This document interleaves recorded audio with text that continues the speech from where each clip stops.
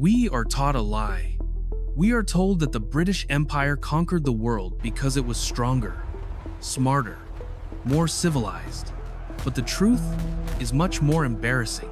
For 300 years, the West wasn't the master of the global economy. It was merely a delivery boy. The Spanish mined the silver. The British transported it. But all of that money ended up in one massive black hole. China. They called it the silver magnet. The empire sold the world things it couldn't resist. Tea, silk, porcelain, but refused to buy anything in return. The result was a mathematical catastrophe. Britain, the master of the oceans, was facing actual bankruptcy because it literally ran out of silver to pay for its tea. And when an empire realizes its wallet is empty, it doesn't negotiate. It turns to the only commodity that can break the magnet: poison. The war for the global ledger never ended. It just changed currency. If you want to understand the ledger that truly runs the world, not the one they show you on the news, make sure you are subscribed.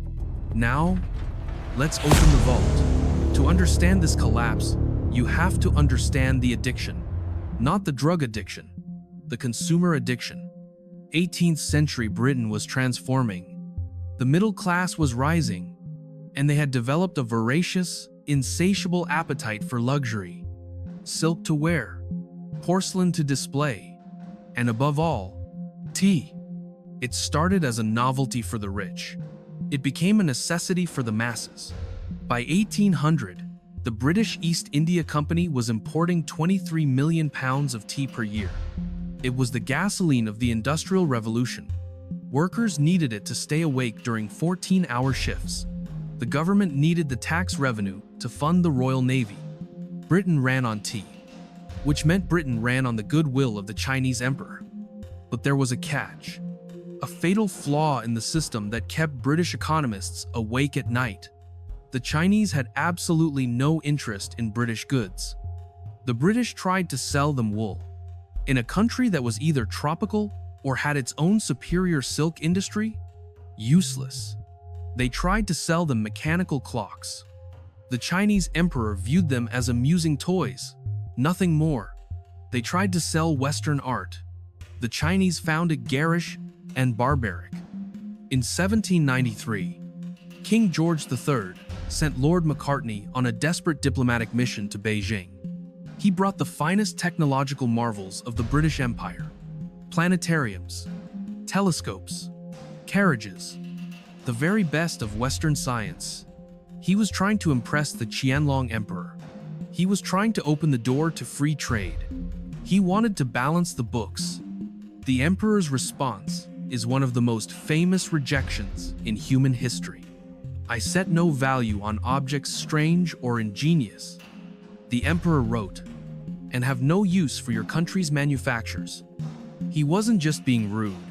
He was stating a brutal market reality. China was self-sufficient. The West was not. So, to get the tea, the British had to pay. And the Chinese merchants in Canton, the famous Hongs, would only accept one thing: silver. Specifically, the Spanish dollar, the real de ocho. This was the Bitcoin of the 18th century, the only universally accepted medium of exchange. And here is the irony: the British didn't have any silver mines.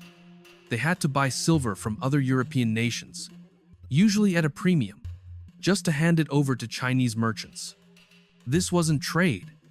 This was a hemorrhage. Every year, millions of ounces of silver flowed into China and vanished. The Chinese economy absorbed it like a sponge. They didn't use banks in the Western sense. They didn't lend it back out to Europe to stimulate growth. They melted it into sisy ingots and hoarded it, buried it, locked it away. For the Bank of England, this was a nightmare scenario, a liquidity trap. Britain was on the gold standard, but the world trade ran on silver. As their silver reserves drained away to buy tea, the British economy faced deflation, contraction, panic. They were the most powerful empire in the West, masters of the seas, yet they were being slowly strangled by their own consumption. The ledger was broken. And when an empire can't pay its bills, it usually decides to rewrite the rules. Now, we need to look at the mechanism. Because the silver magnet wasn't just about demand, it was about arbitrage. In Europe, the ratio of gold to silver was roughly 1 to 15. But in China, silver was scarcer. The ratio was closer to 1 to 10. This meant that silver was literally worth more inside China than it was anywhere else on Earth. Economic gravity took over. You could buy silver in London, ship it to Canton, and instantly make a profit just on the exchange rate. It was a perfect trap. The laws of economics guaranteed that China would accumulate the world's money. The East India Company was bleeding. They were a corporation, not a government. They had shareholders. They had profit margins, and they were facing bankruptcy. They needed a commodity that violated the rules of the Chinese market, something that the Chinese had to buy, regardless of price, something that would create its own demand. They found it in the poppy fields of Bengal. Opium. It had existed in China for centuries as a medicinal herb, but the British perfected a new, industrial variety, processed, potent, and highly addictive. And more importantly, they perfected a delivery system. The sale of opium was illegal in China. The emperor had banned it. So the East India Company became the world's largest state-sponsored drug cartel. They created a complex money laundering scheme to keep their hands clean. The company would auction the opium in Calcutta to private traders. These smugglers, men with fast ships and no morals, would sail to the coast of China. They would bribe local officials, anchor off the coast, and sell the drug for silver. Then, they would hand that silver back to the company in Canton to pay for the tea. It was diabolically brilliant. The British stopped paying for tea with their own money. They started paying for it with the health and sanity of the Chinese people. The mechanism worked too well. By the 1830s, the silver magnet had reversed polarity. For the first time in history, silver was flowing out of China. The economic impact on the Qing dynasty was immediate and catastrophic. We often focus on the addicts, but the financial damage was even worse. The Qing tax system was based on a fixed exchange rate between copper coins, used by peasants, and silver required for taxes. As silver drained out of the country to pay for opium, silver became rare. Its value skyrocketed. In 1820, a peasant needed 1,000 copper coins to buy 1 ounce of silver for his taxes. By 1838, he needed 1,600. Effectively, the tax burden on the Chinese farmer increased by 60% in a decade. Not because the emperor raised taxes, but because the currency had collapsed. Famine followed. Banditry followed. The social fabric began to tear. The mandate of heaven was being eroded by hyperdeflation. The Emperor Daoguang was terrified. He wasn't just losing his people to addiction, he was losing his fiscal sovereignty. If we do not stop this, a minister warned him, soon there will be no soldiers to fight the enemy, and no silver to pay the army. The debate in Beijing was furious. Some officials argued to legalize opium, tax it, and produce it domestically to stop the silver leak. They wanted to treat it as an economic issue, but the emperor chose the moral path. He decided to fight. In 1839, he sent a man to Canton to do the impossible. Lin Zexu. Lin Zexu is often painted as a tragic hero, but in reality, he was a rigid intellectual who underestimated the brutality of Western capitalism. He arrived in Canton and did what no one expected. He didn't just arrest Chinese dealers. He locked down the foreign merchants. He surrounded the 13 factories, that wealthy ghetto where the Westerners lived.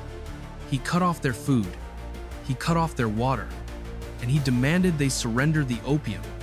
After a tense standoff, they broke. They surrendered over 20,000 chests of opium.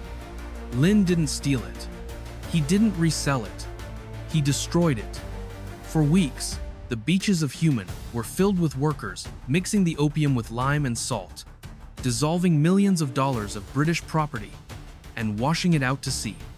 It was the 19th century equivalent of burning billions of dollars in stock certificates. Lin Zexu thought he had won. He even wrote a letter to Queen Victoria, asking a simple moral question. By what right do they use the poisonous drug to injure the Chinese people? Let us ask, where is your conscience? The letter was never delivered, because the British Parliament didn't care about conscience. They cared about the balance of trade. In London, the lobbyists for the East India Company went to work. They didn't tell the public they were fighting for drug dealers. That would be too ugly. They told the public they were fighting for free trade. They were fighting for national honor. They claimed that the Chinese had insulted the British flag by confiscating private property. In 1840, the British fleet arrived, and at the head of the fleet was the Nemesis. The Chinese had never seen anything like it. An iron-hulled, steam-powered warship. It didn't need wind. It could sail up shallow rivers. It was a monster of the industrial age unleashed on a medieval army. The war was a slaughter. The British didn't just defeat the Chinese military. They shattered the psychological certainty of the empire. But the real defeat wasn't military. It was financial. The Treaty of Nanking ended the war. It was the first of the unequal treaties. China was forced to cede Hong Kong. They were forced to open 5 ports to trade. But most importantly, they were forced to pay $21 million in reparations. Think about the cruelty of that ledger. China was forced to pay for the costs of the British expedition, and they were forced to pay for the opium that Lin Zexu had destroyed. They were billed for the poison that was killing them. The silver magnet was smashed. The ports were flung open. The Qing economy, once the envy of the world, began a 100-year slide into chaos, civil war, and poverty. The West had won. They had balanced the ledger with gunpowder. Fast forward to today. The uniforms have changed. The ships are massive container vessels, not wooden galleons. The drug of choice isn't opium. It's cheap consumerism and debt. But look at the map. We are back where we started. The West is once again the addicted consumer. Europe and America have de-industrialized. They consume, they borrow, they import. And China is once again the factory. For the last 40 years, China ran the same play as the Qing dynasty. They exported goods, and they imported the world's reserve currency. But this time, it wasn't silver, it was the US dollar. China accumulated trillions of dollars. They bought US Treasury bonds. They effectively loaned America the money to buy Chinese goods. It was the Canton system too, a symbiotic loop. The US got cheap goods. China got the reserves. But recently, the music stopped. China realized that holding the world currency is a trap if your rival controls the printing press. They watched what happened to Russia's reserves in 2022. They saw how the US weaponized the dollar system, freezing assets with a single keystroke. They saw the modern gunboats. And so, the silver magnet is being rebuilt. But it looks different. Look at the data. China has stopped buying American debt. They are selling it. And what are they buying? Gold. The People's Bank of China has been buying gold at a record pace for 18 consecutive months. They are repatriating their wealth. They are settling trade with Russia, Brazil, and Saudi Arabia in yuan, not dollars. This is the petro-yuan. This is the BRICS currency. They are building a system where they don't need the dollar. A system where trade flows over land, through the Belt and Road railways, protected by their own military, bypassing the choke points of the US Navy. They studied their own history. They know that in 1840, they were rich but weak. They had the silver, but they didn't have the iron. This time, they are building both. The Qing dynasty fell because they believed their economic weight made them untouchable. They thought the world needed their tea and silk so badly that they could dictate the terms of reality. They forgot that money is just a claim on resources, and claims can be cancelled by force. The West taught them a brutal lesson. The rules of the free market only apply until the losing side decides to flip the table. Now, the table is wobbling again. The Western debt is unsustainable. The addiction to cheap consumption is too deep.